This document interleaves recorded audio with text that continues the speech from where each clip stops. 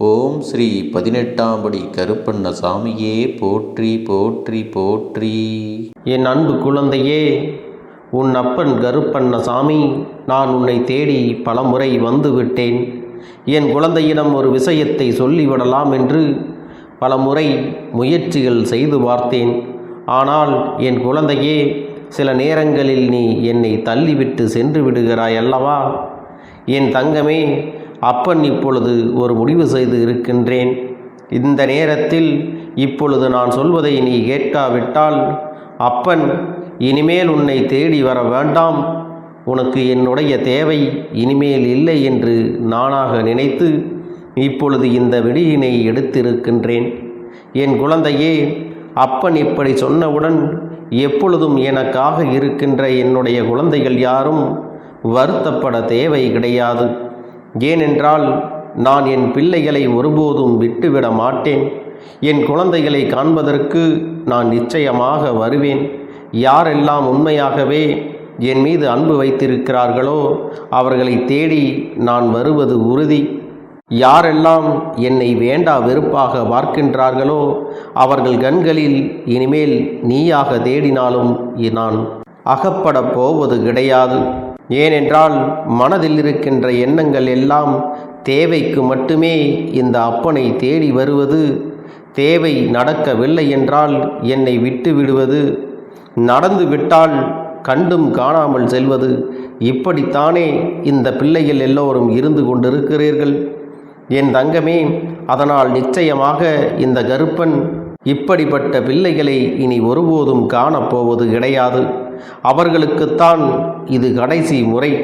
இம்முறை என்னை புரிந்து இந்த அப்பனுடைய அருமையை உணர்ந்து கொண்டவர்கள் சரியாக நடந்து கொண்டார்கள் என்றால் தப்பித்து கொள்வார்கள்.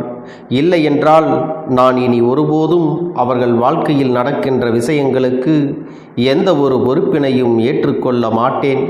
தெரியாமல் தவறு செய்தால் அதை மன்னித்து ஏற்றுக்கொள்ளலாம். ஆனால் தெரிந்தே செய்கின்ற தவறுக்கு ஒருபோதும் இந்த கருப்பனிடம் மன்னிப்பு கிடையாது என்பதை நீ புரிந்து கொள்ள வேண்டும். என் தங்கமே, உன்னுடைய வாழ்க்கை இந்த கருப்பன் என்னை சார்ந்தது அல்லவா?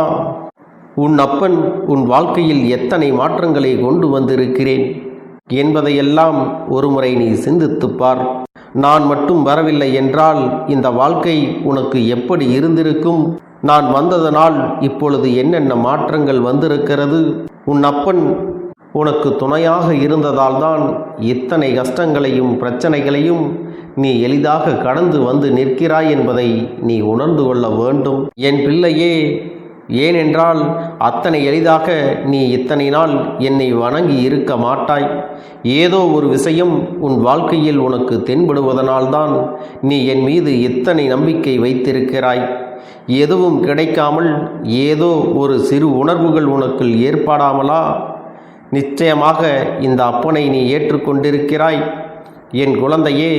ஏதோ ஒரு நேரத்தில் உன் கண்களில் இருந்து கண்ணீர் அதிகமாக வடியும் பொழுது கூட இந்த அப்பனை நினைத்து அப்பனே என்று அழைத்த அடுத்த மறுகணமே உன்னுடைய கண்களில் இருந்து வருகின்ற கண்ணீர் நின்று போயிருக்கும் அல்லவா?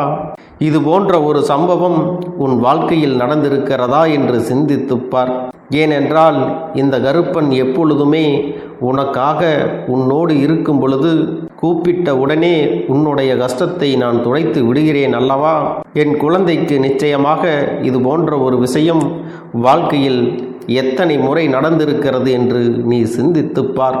நான் எப்பொழுதும் உன்னுடைய இல்லத்தில் உனக்கு காவலாக இருந்து உனக்கு எத்தனையோ பிரச்சனைகளில் இருந்து நாள்தோறும் உன்னை காத்து வருகிறேன் அல்லவா? எத்தனை துன்பத்தில் இருந்து உனக்கு கண்ணீர் சிந்துகின்ற நிலையையோ, மனவேதனையில் தவறான முடிவுகள் ஏதும் எடுக்க வேண்டிய நிலையோ இருக்குமானால் இந்த அப்பனை உடனே அழைத்து வேண்டும் போதெல்லாம் உனக்கு தெளிவான முடிவுகள் கிடைத்ததல்லவா? இந்த அப்பன் உன் வாழ்க்கையில் இல்லை என்றால் உனக்கு எந்த ஒரு பிரச்சனைகளில் இருந்தும் விடுதலை கிடைத்திருக்காது என்பதை நீ புரிந்து கொள்ள வேண்டும் என் தங்கமே. இது ஒன்று போதாதா உனக்கு? இவற்றையெல்லாம் நான் உனக்கு தருவதற்காக காத்து கொண்டு இருக்கிறேன். என் தங்கமே, வேண்டுமென்றே உன்னை ஒதுக்கி வைத்திருக்கிறார்கள் என்று நீ மனவேதனை அடைந்து கொண்டிருக்கிறாய் அல்லவா? என் தங்கமே, உன்னை ஒதுக்கி வைத்ததற்காக அவர்கள்தான் வேதனைப்பட வேண்டுமே தவிர நீ ஒருபோதும் வேதனைப்பட வேண்டிய அவசியம் கிடையாது. உன்னுடைய அருமை தெரியாதவர்கள்தான் தான் செய்வது சரி என்று நினைத்து இப்படி தவறு செய்து கொண்டிருக்கிறார்கள். என் பிள்ளையே, இதற்கெல்லாம் நீ மனவேதனை அடைந்தால் உன்னுடைய நேரத்தை வீணடிக்கிறாய் என்றுதான் அர்த்தம். யாருக்காக வேதனைப்பட வேண்டும், எதற்காக வேதனைப்பட வேண்டும் என்று ஒரு அளவு இருக்கிறது அல்லவா? தேவையில்லாமல் எல்லோருக்காகவும் உன்னை வேதனைப்படுத்தி கொண்டு நீ உன்னுடைய வாழ்க்கையை தொலைத்து விட்டிருக்காது. கவனமாக இருக்க வேண்டும். என் தங்கமே, உன்னை அவர்கள் உதாசீனப்படுத்தியதோடு மட்டுமல்லாமல் பேசுகின்ற வார்த்தைகள் எல்லாம் தேவையில்லை. உன்னை எவ்வளவு காயப்படுத்தினார்களோ அந்த காயத்திற்கு மருந்து வேண்டாமா? அல்லது அவர்களை மன்னிப்பதற்கு ஏற்ற வார்த்தைகளை கொடுக்க வேண்டாமா? என் தங்கமே, உன்னுடைய வார்த்தைகள் மற்றவர்களுக்கெல்லாம் நல்லதாகத்தான் இருக்கிறது. ஆனால் அவர்களுடைய வார்த்தைகள்தான் உன்னை காயப்படுத்தி கொண்டே இருக்கிறது. அந்த வார்த்தைகள் உன் மனதிற்குள் ஆழமாக பதிந்துவிட்டது. அது உன்னை மட்டுமல்ல, உன்னை சார்ந்த உன் குடும்பத்தில் உள்ளவர்களையும் பாதித்து விட்டது. இது போன்ற ஒரு வார்த்தைகளை நம்மை பார்த்து பேசிவிட்டார்களே என்று நீ வேதனைப்படுவதை விட உன் குடும்பத்தில் உள்ளவர்கள் அதிகமான வேதனையை அடைந்து கொண்டிருக்கிறார்கள். அதனால் நீ மீண்டும் மீண்டும் அதை பற்றி சிந்தித்து கொண்டிருந்தால் உன் குடும்பத்தில் இருக்கின்றவர்கள் மேலும் பாதிக்கப்படுவார்கள் என்பதை நீ மறந்து விடாதே. என் தங்கமே, இந்த கருப்பன் இப்பொழுது சொல்ல வருகின்ற விஷயம் என்ன தெரியுமா? என்ன நடந்தாலும் சரி, உனக்கு எத்தனை கஷ்டங்கள் வந்தாலும் சரி, அதை இந்த அப்பனிடம் பகிர்ந்து கொண்டு நீ சொல்லிவிட்டு உன் குடும்பத்தில் இருக்கின்றவர்களுக்கு எந்த ஒரு பயத்தையும் வேதனையையும் நீ ஒருபோதும் கொடுத்து விடாதே. ஏனென்றால் நான் உனக்கு இதனை எல்லாம் சரி செய்து கொடுக்கப் போகின்ற காலம் வெகு தொலைவில் இல்லை என்பதை மறந்து விடாதே. இந்த பிரச்சனை இனிமேலும் நீடிக்கப் போகிறது என்றால் நிச்சயமாக உன் அப்பன் இதுபோன்று சொல்ல மாட்டேன். ஆனால் இந்த பிரச்சனை முடியப் போகின்றது. உன்னை உதாசீனப்படுத்தி மற்றவர்கள் முன்னிலையில் அவமானப்படுத்தியவர்கள் உன் காலில் விழுந்து மன்னிப்பு கேட்கப் போகிறார்கள். இல்லை என்றால் இனிமேல் உன்னுடைய வாழ்க்கையிலோ உன்னுடைய எதிரிலோ அவர்கள் ஒருபோதும் தென்பட மாட்டார்கள். இதற்கு உன் கருப்பண்ணசாமி நான் ஒன்று பொறுப்பேற்றுக் கொள்கிறேன். என் குழந்தையே, அதனால் நீ இந்த விஷயங்களை எல்லாம் பற்றி யோசிக்க தேவையில்லை. நீ தேவையில்லாமல் எதிர்மறையாக யோசித்து மற்றவர்களையும் வேதனைப்படுத்த வேண்டும் என்று நினைக்காதே. என் பிள்ளையே, என் நேரமும் உன் மனம் கவலையோடு இருக்கிறது என்பது இந்த அப்பனுக்கு தெரியாமல் இல்லை. இன்னும் சில பேர் அவர்களோடு சேர்ந்து உன்னை அவமதிக்கிறார்கள் என்பது உனக்கு மேலும் மேலும் வேதனைகளை கொடுத்து கொண்டிருக்கிறது அல்லவா? என் குழந்தையே, அவமதிப்பதற்கு முதலில் அவர்களுக்கு என்ன தகுதி இருக்கிறது என்பதை நீ சிந்தித்து பார்த்தாயா? உண்மையிலேயே தகுதி உடையவனாக இருப்பானானால் யார் மனதையும் ஒருபோதும் காயப்படுத்த நினைக்க மாட்டான். என் தங்கமே, இன்னொருவர் மனதை காயப்படுத்த எந்த வார்த்தைகளையும் பிரயோகிக்கலாம் என்று நினைப்பவன் ஒருபோதும் இந்த அப்பனின் குழந்தையாக இருக்க மாட்டான் என்பதை நீ புரிந்து கொள்ள வேண்டும். இந்த அப்பன் எல்லோரையும் ஆசீர்வதிக்கிறான் என்று ஒருபோதும் நினைத்து விடாதே. என் தங்கமே, இந்த மாய உலகில் எல்லோருமே இருந்து கொண்டுதான் இருக்கிறார்கள். அவர்களுக்கான ஆசைகள் எல்லாம் தெய்வத்திடமிருந்து எளிதாக கிடைத்துவிடும் என்று நினைத்து விட்டார்கள். தன்னிடத்திலே அதிகாரம் இருக்கிறது, தன்னிடத்திலே பணம் இருக்கிறது என்பதற்காக தெய்வத்தை விலைக்கு வாங்கி விடலாம் என்று நினைத்து விட்டார்கள் போல.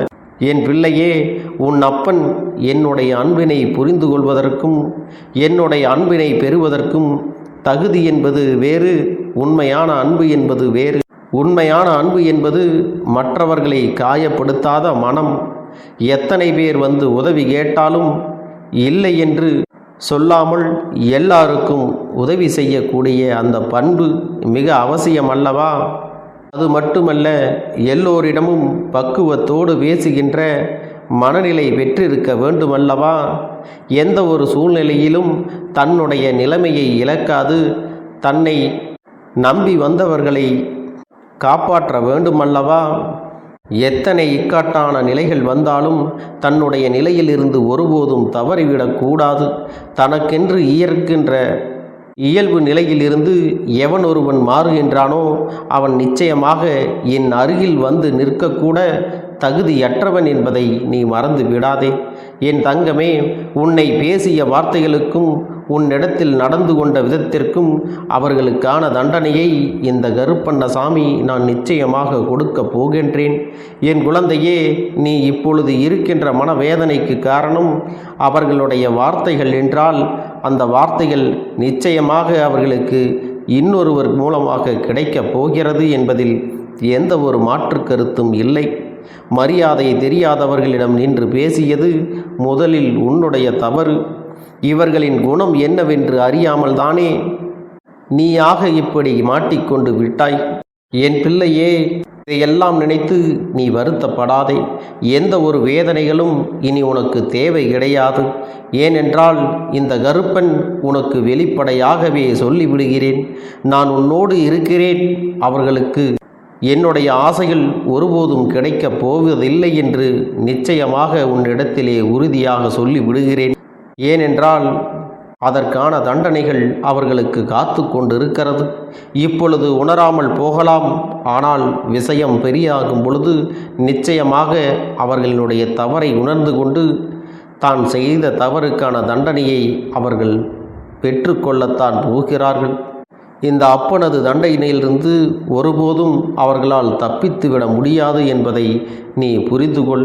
என் குழந்தையே, நான் உன்னை தேடி வந்து சொல்ல நினைத்த விஷயம் இது மட்டும்தான். என் குழந்தைக்கு மன ஆறுதலை கொடுத்துவிட வேண்டும் அல்லவா? என் பிள்ளையின் மனதில் இருக்கின்ற காயங்களை ஆற்றிவிட வேண்டுமல்லவா? இப்பொழுது அதை ஓரளவுக்கு இந்த அப்பன் நான் செய்துவிட்டேன் என்பதை மனதார நம்புகிறேன். என் செல்ல பிள்ளையே, நிலவானது தேயலாம், வளரலாம். ஆனால் இந்த அப்பனின் அன்பானது உன்னிடத்திலே எப்பொழுதும் என்றும் குறையாதது. நான் உன்னோடு துணையாக இருந்து உனக்கு தேவையான அத்தனையும் ஒவ்வொன்றாக பார்த்து பார்த்து செய்து கொண்டிருக்கிறேன்.